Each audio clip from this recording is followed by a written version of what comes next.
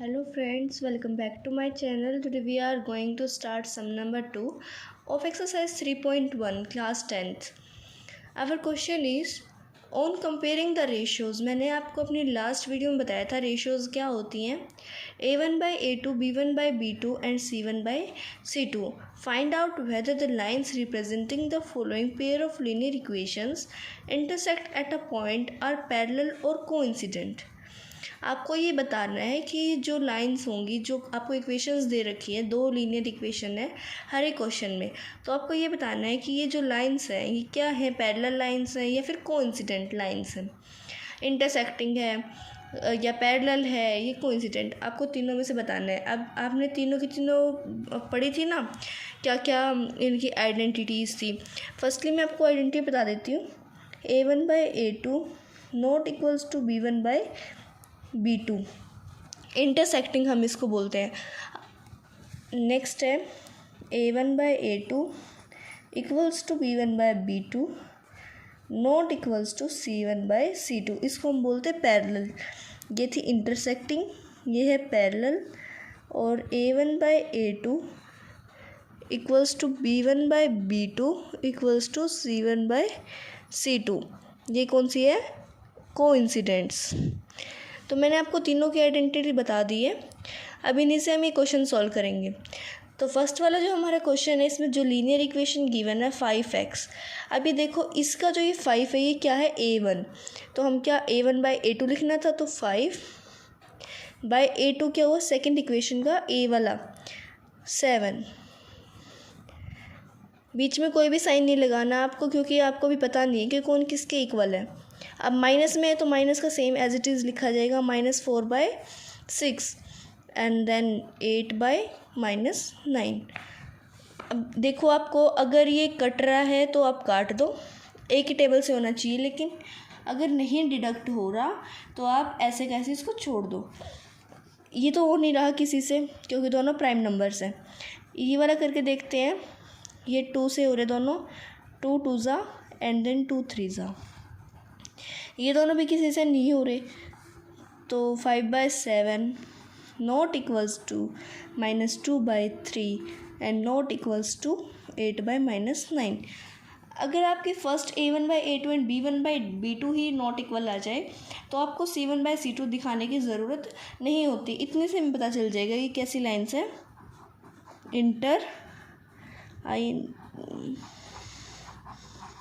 Intersecting lines. अगर आप ये ना भी दिखाओ तो कोई फ़र्क नहीं पड़ेगा।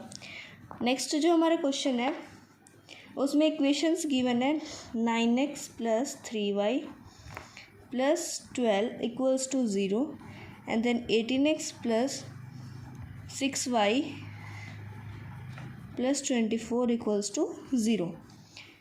अब ये वाला क्वेश्चन सॉल्व करके देखते हैं। 9/18, 3/6 एंड 12/24, हमने सारी रेशोज़ लिख ली हैं। अब इनको हम कट डाउन करते हैं। 1/2, 3 1 3 and 3 2 6, 12 1 12 and 12 2 24। 1/2 equals to 1/2 equals to 1/2। सारा सब कुछ इक्वल है, इनका सारी रेशोज़ इक्वल आई हैं, तो हमारी कैसी लाइन्स होगी, कोइंसिडेंट, जिसके इनफाइनाइटली मैनी सॉल्यूशंस होते हैं, कोइंसिडेंट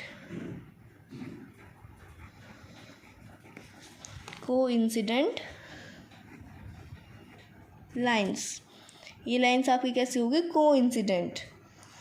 थर्ड क्वेश्चन पे आते हैं। चलो, थर्ड क्वेश्चन की इक्वेशन है 6x - 3y + 10 equals to 0, 2x - y + 9 equals to 0।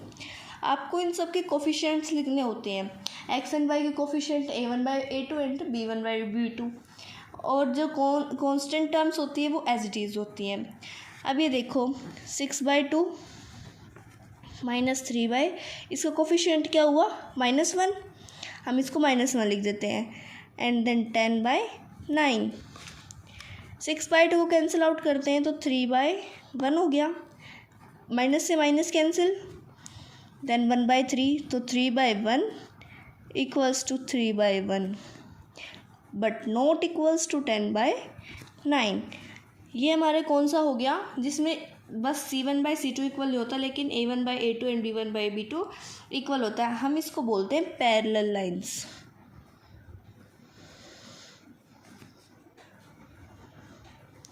तो 3 क्वेश्चन थे आपके, तीनों क्वेश्चन में अलग अलग लाइंस गिवन है। फर्स्ट वाला इंटरसेक्टिंग है, सेकंड वाला कोइंसिडेंट है, एंड देन थर्ड वाला पैरेलल है। तो हम अपना थर्ड क्वेश्चन स्टार्ट करते हैं। सेकंड क्वेश्चन में बस यही बताना था। इससे रिलेटेड आपका 1 या 2 मार्क्स में क्वेश्चन आ सकता है बोर्ड के एग्ज़ाम में, और वैसे अगर आपके प्री बोर्ड्स होते हैं तो उसमें भी आता है। Our third question is on comparing the ratios. Same ratios हैं A1/A2, B1/B2 and C1/C2. Find out whether the following pair of the linear equation are consistent or inconsistent. अब देखो, सबसे पहले आपको कंसिस्टेंट और इनकंसिस्टेंट के बारे में पता होना चाहिए। कंसिस्टेंट हम किसको बोलते हैं, जो इंटरसेक्टिंग्स होती हैं। इंटरसेक्टिंग लाइंस को हम क्या बोलते हैं, कंसिस्टेंट लाइंस। इंटरसेक्टिंग की पहले आप कोई भी इक्वेशन की रेशियोज़ को कंपेयर करेंगे और उसके बाद आपको पता चलेगा कि कौन सी लाइन है। अगर वो इंटरसेक्टिंग आती है तो वो कंसिस्टेंट है, अगर वो पैरेलल आती है तो वो कैसी है, इनकंसिस्टेंट। और अगर कोइंसिडेंट भी आ जाती है तो हम उसको भी कंसिस्टेंट ही मान के चलेंगे, क्योंकि वो डिपेंडेंट कंसिस्टेंट होती है। वो डिपेंड करता है कि वो हम उसे कंसिस्टेंट की कैटेगरी में ही यूज़ करते हैं। अब देखो, फर्स्ट वाला पार्ट हम सोल्व करके देखते हैं। फर्स्ट वाले पार्ट में क्या है, 3/2, 2/-3 एंड 5/7। अभी देखो, कहीं से भी इक्वल नहीं है ये, तो इसको हम नॉट इक्वल्स शो कर देते हैं। और ये हमारी कैसी लाइन आ गई, इंटरसेक्टिंग। इंटरसेक्टिंग है तो मतलब कि कंसिस्टेंट। तो इसमें क्या यूज़ हो रहा है, A1/A2 not equals to B1/B2। और C1/C2 को आपको दिखाने की ज़रूरत होती नहीं है, अगर आप दिखाते हैं तो वो भी ठीक है, कोई प्रॉब्लम नहीं है। सेकंड क्वेश्चन करते हैं इसका। ये वाली एक्सरसाइज आपकी इजी है। 2x - 3y equals to 8 and then 4x - 6y equals to 9। 2/4 - 3/-6 and 8/9। Minus से माइनस कैंसिल आउट, 2 1 2, 2 2 4, 3 1 3, 3 2 6। ये कैंसिल आउट नहीं हो रहा, तो ये तो इसके इक्वल है, लेकिन ये इसके नॉट इक्वल है। आपकी कैसी लाइन आ गई, इनकंसिस्टेंट, क्योंकि ये क्या है, पैरेलल। ये कैसी लाइन्स है, पैरेलल लाइन्स हैं। थर्ड वाले पे आते हैं। 3/2 x + 5/3y equals to 7 and 9x - 10y equals to 14। ये आपके इक्वेशन थोड़ी फ्रैक्शन फॉर्म में है। अगर आप फ्रैक्शन से सिंपल में कन्वर्ट करना चाहें तो आप पहले वो भी कर सकते हैं। अगर आपको ऐसे कैसे सॉल्व करनी है तो आप ऐसे कैसे भी सॉल्व कर सकते हैं। अभी देखो, 3/2 होल के बारे में आ जाएगा 9 एंड 5/3 देन होल -10, 7/14। अब इनको हम ऊपर लेके जाते हैं। ऊपर लेके जाने के बाद ये कैसे हो जाएंगे, मल्टीप्लाई में, क्योंकि सबके बारे में हमने पढ़ा है ना, किसी के बारे में अगर कुछ होता नहीं है तो उसके बारे में क्या होता है, 1। तो अब इनको हम रिवर्स करके ऊपर लेके जाते हैं। Then 5/3 into -10/1। अगर हम इनका रिवर्स करेंगे तो 1/9 इसका आएगा आंसर, और इधर 1/-10 -10, क्योंकि एज इट इज़ नहीं लिखना ना, ये तो एज इट इज़ ही लिखा गया। अभी इसको रिवर्स करके लिखना है, और इसका है 7/1 था तो इंटू 1/14। अभी देखो, 3 1 3 and then 9 2 18, 5 1 5 and this 3 10 30 -30 and 7 1 7 and 14 1 14। अब ये देखो 3 वन ज़ा तो 3 एंड 3 6 ज़ा, 5 वन ज़ा 5, देन माइनस का 6 और 7 वन ज़ा 7 एंड 2 ज़ा। ये देखो 1/6 और 1/-6 में भी डिफरेंस होता है। ये 0 का नेगेटिव इंटीजर है और ये पॉजिटिव इंटीजर है, तो दोनों में डिफरेंस तो है। तो हम क्या करते हैं, not equals and not equals. ये कैसी होगी, कंसिस्टेंट। नेक्स्ट पार्ट पे आते हैं।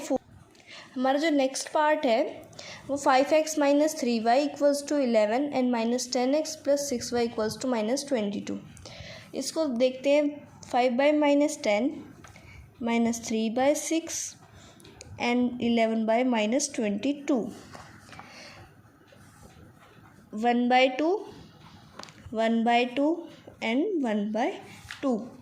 इसमें क्या होता है, अगर माइनस का साइन ऊपर वाले के साथ है तो हम दोनों के साथ इसको लेट कर सकते हैं, मान सकते हैं। तो ये जो माइनस का 3 के साथ साइन है ये 6 के साथ हो सकता है, क्योंकि इन सब में -2 आ रहा है, तो ये भी -2 हो सकता है क्योंकि दोनों के साथ होता है ये वाला साइन। और अगर दोनों के साथ है तो हम उसको कैंसिल कर देते हैं। अगर ऊपर वाले के साथ हो तो हम उसको नीचे वाले के साथ भी मान लेते हैं। 1/2 = 1/2, माइनस माइनस साथ में है ना, एंड = 1/2। अब ये सारा इक्वल्स है, तो इसका क्या होगा, डिपेंडेंट कंसिस्टेंट। तो हम इसको कंसिस्टेंट की कैटेगरी में लेते हैं। तो ये कैसे है, कंसिस्टेंट है। फिफ्थ पार्ट पे आते हैं अब हम।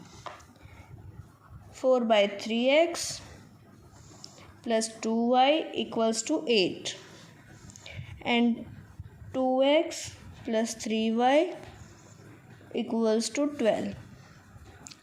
इस वाली इक्वेशन का सॉल्यूशन देखते हैं। ये हमारा लास्ट पार्ट है। 4/3 होल के बाय में 2, 2/1 ले लेते हैं हम क्योंकि सारे फ्रैक्शन में जाएंगे, and then 3 and 8/1 and then 12। इनके सब के बाय में भी 1 ले लेते हैं। अब इनका फिर से वही रेसिप्रोकल हम करके देखेंगे।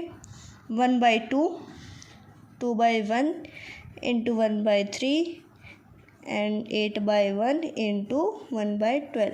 1 से 1 को यहाँ पे हम कैंसिल कर देंगे। 3 2 ज़ा 6 एंड 2/3 एंड 8/12। हम इसको क्या कर सकते हैं, 8/12 को 4 ज़ा एंड 3 ज़ा, 4/3, 2/3, 2/3 एंड 4/3।